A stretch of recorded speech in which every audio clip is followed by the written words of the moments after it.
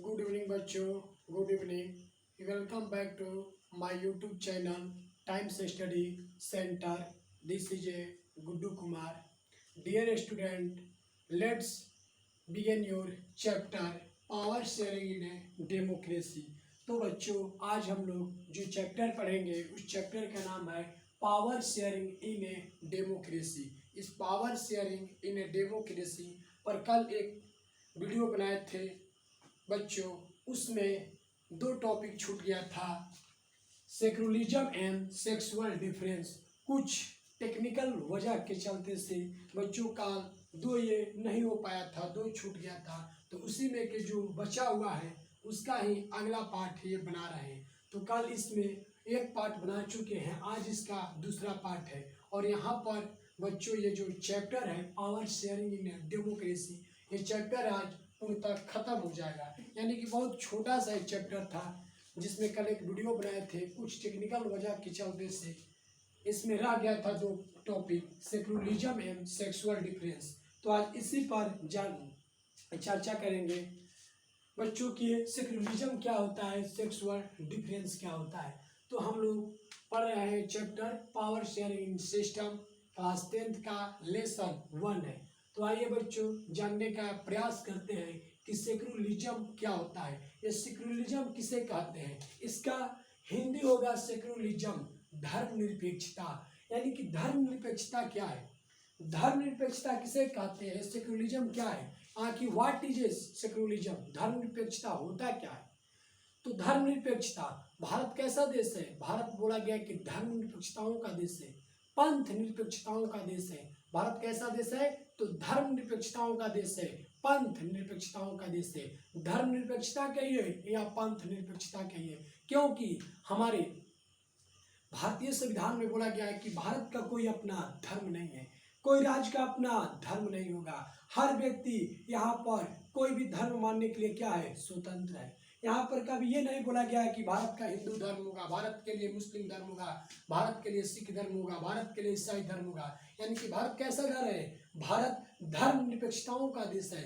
भारत में विभिन्न धर्मों के लोग वास करते हैं, भारत में विभिन्न धर्मों के लोग यहाँ पर निवास करते हैं। यानी कि कोई भी धर्म यहाँ मानने की क्या है, आज़ादी है। तो उसे क्या कहते हैं, सेक्युलरिज्म कहते हैं, धर्मनिरपेक्षता कहते हैं। यानी कि भारत का अपना कोई धर्म नहीं है, बिहार राज्य का कोई अपना धर्म नहीं है। यानी कि भारत में जितने भी राज्य हैं उसका कोई अपना धर्म नहीं है, भारत का कोई अपना धर्म नहीं है। यहाँ पर हर एक व्यक्ति कोई भी धर्म मानने के लिए वो स्वतंत्र है। उसी को ही क्या कहते हैं, सेक्युलरिज्म कहते हैं, धर्मनिरपेक्षता कहते हैं। अगर जहाँ पर किसी देश में कोई भी धर्म को मानने की आज़ादी हो तो उसे क्या कहते हैं, धर्मनिरपेक्षता कहते हैं। अगर कोई भी राज्य में किसी धर्म मानने की आज़ादी हो तो उसे क्या कहते हैं, सेक्युलरिज्म कहते हैं। यानी क्या कहते हैं, धर्मनिरपेक्षता कहते हैं। तो भारत में हर एक व्यक्ति स्वतंत्र है, कोई भी धर्म मान सकता है। हम हिंदू हैं तो मुस्लिम धर्म भी मान सकते हैं, सिख धर्म भी मान सकते हैं, ईसाई भी अपना सकते हैं, बौद्ध धर्म भी मान सकते हैं, जैन धर्म भी मान सकते हैं। यहाँ पर कोई ये नहीं बोला गया है कि आप यही धर्म मानिए, कोई भी धर्म मानने के लिए क्या है, स्वतंत्र है। अगर हम आज मुस्लिम धर्म है तो हिंदू धर्म भी मान सकते हैं, सिख धर्म भी मान सकते हैं, ईसाई धर्म भी मान सकते हैं। यहाँ कोई धर्म भी मानने की क्या है, आज़ादी है। यानी कि जहाँ पर कोई धर्म हर व्यक्तियों की मानने की पूर्णतः आज़ादी होता है उसे क्या कहते हैं, धर्म निरपेक्षता कहते हैं। कि भारत कैसा देश है, धर्म निरपेक्षताओं का देश है। यहाँ पर हर एक व्यक्ति को सभी धर्म मानने की क्या होता है, आज़ादी होता है। तो उसे क्या कहते हैं बच्चों, धर्मनिरपेक्षता कहते हैं।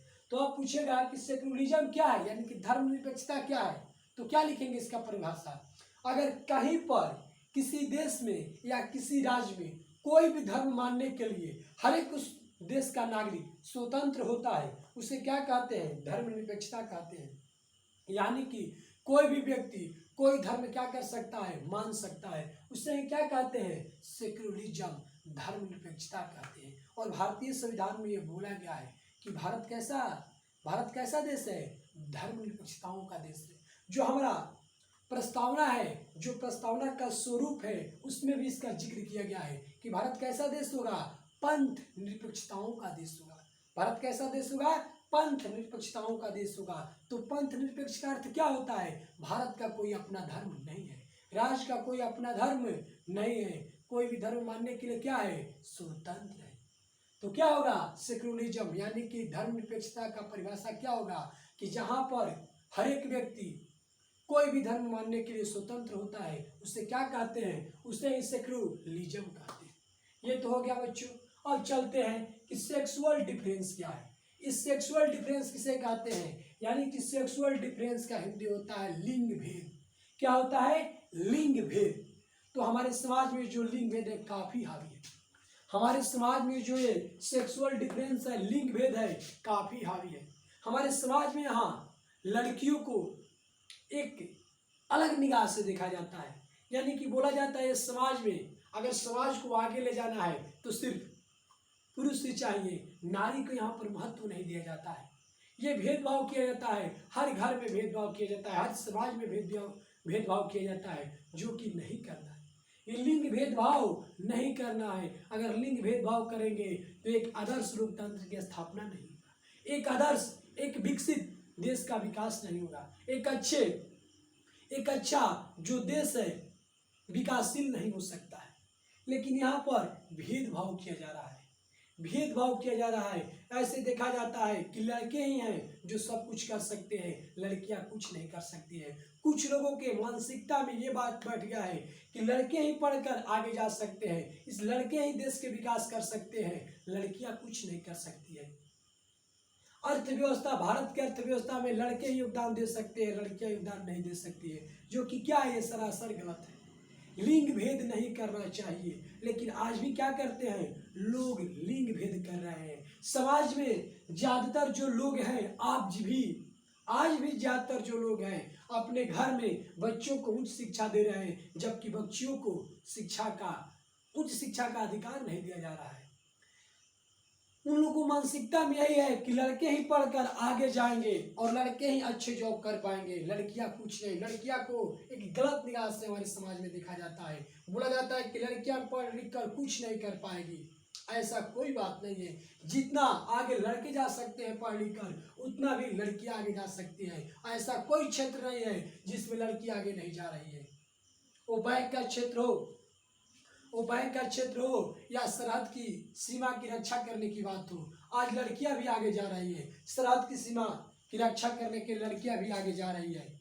तो क्यों लिंग भेद करना है? सब क्षेत्र में क्या है? लड़कियां आगे है। लेकिन आज भी हमारे समाज में कुछ लोगों के मानसिकता में ये बात फिट हो गया है कि नहीं, लड़कियां कुछ नहीं कर सकती है। ये सोच को बदलना होगा, ये सोच को बदलना होगा, तब जाकर देश क्या कर सकता है? विकास कर सकता है। नहीं तो विकास करने वाला नहीं है। यही लिंग भेद में हम यहीं पर दबे रह जाएंगे। जितने लड़के देश के लिए योगदान दे सकते हैं, उतने ही लड़कियां इस देश के लिए योगदान दे सकती है। आज यही हर जगह देखने को मिल रहा है। हर क्षेत्र में क्या है? लड़कियां आगे हैं, पुरुषों के साथ कंधे से कंधे मिलाकर चल रही है। तो फिर क्यों समाज में लिंग भेद करना है? लेकिन लिंग भेद किया जाता है और बोला गया है हमारे संविधान में कि लिंग भेद नहीं करना है। अनुच्छेद आर्टिकल जब 15 पढ़ते हैं तो इसमें जिक्र किया गया है कि भेदभाव, एक लड़का और लड़की, स्त्री और पुरुष के साथ भेदभाव नहीं करना है। फिर भी हमारे समाज में भेदभाव किया जाता है, लेकिन ये नहीं होना चाहिए। ये जो भेदभाव होता है ये नहीं होना चाहिए। जितना लड़कियां आगे जा सकती है उतना लड़के जा रहे हैं, और जितना लड़के आगे जा सकते हैं उतना भी लड़कियां समाज में आगे जा रही है। तो हर माता पिता का यह कर्तव्य होना चाहिए। हम तो यही कहेंगे कि हर माता पिता का यह कर्तव्य यह होना चाहिए कि जितना आप बच्चों को मानते हैं अपने घर में, जितना लड़कों को मानते हैं उतना ही लड़कियों को मानिए। जितना आप लड़कों को अधिकार देते हैं उतना ही लड़कियों को अधिकार दीजिए। जितना आप लड़कों को पढ़ाते हैं उतना ही लड़कियों को पढ़ाइए, क्योंकि जितना लड़का आपके लिए है उतना ही लड़की आपके लिए है। जितना लड़के कर सकते हैं उतना भी लड़कियां कर सकती है। तो फिर भेदभाव क्या करना है? भेदभाव नहीं करना है। तो ये क्या होता है? सेक्सुअल डिफरेंस, यानी कि लिंग भेद होता है। स्त्री और पुरुष के बीच जो भिन्नता दिखाया जाता है उसी को क्या कहते हैं? लिंग भेद कहते हैं। एक लड़का और लड़की के साथ जो भिन्नता दिखाया जाता है हमारे समाज में, उसे क्या कहते हैं? लिंग भेद कहते हैं, जो कि लिंग भेद नहीं करना है। तो यही दो का छूट गया था बच्चों, जो आज बता दिए हैं। इसके पहला वीडियो देख लीजिएगा और उसके बाद ये देख लीजिएगा। तो ये जो टॉपिक चल रहा है power sharing in a democracy, ये पूर्णतः आप लोगों का कंप्लीट हो जाएगा। और एक यहाँ से एक एग्जेक्टिव क्वेश्चन पूछता है कि Mumbai is the financial capital of India. क्या लिखा है? Mumbai is the financial capital of India, यानी कि मुंबई भारत की क्या है? वित्तीय राजधानी है। तो क्वेश्चन पूछता है कि भारत का वित्तीय राजधानी कौन सा है? तो मुंबई है। Mumbai is the financial capital of India. तो जो मुंबई है भारत की क्या है? वित्तीय राजधानी है। तो जो ये चैप्टर में बचा था पावर शेयरिंग इन डेमोक्रेसी में, सेक्युलरिज्म और सेक्सुअल डिफरेंस, ये दोनों बता दिए दोस्तों। और यहाँ पर हमारा जो पावर शेयरिंग इन डेमोक्रेसी जो ये अध्याय है, जो ये लेसन है, लेसन 1, ये पूर्णतः आज समाप्त हो जाता है दोस्तों। तो अगले वीडियो में अगले टॉपिक के साथ, अगले लेसन के साथ मिलेंगे दोस्तों। तो आज के लिए इतना ही दोस्तों। तो मिलते हैं अगले वीडियो में, तब तक के लिए दोस्तों धन्यवाद।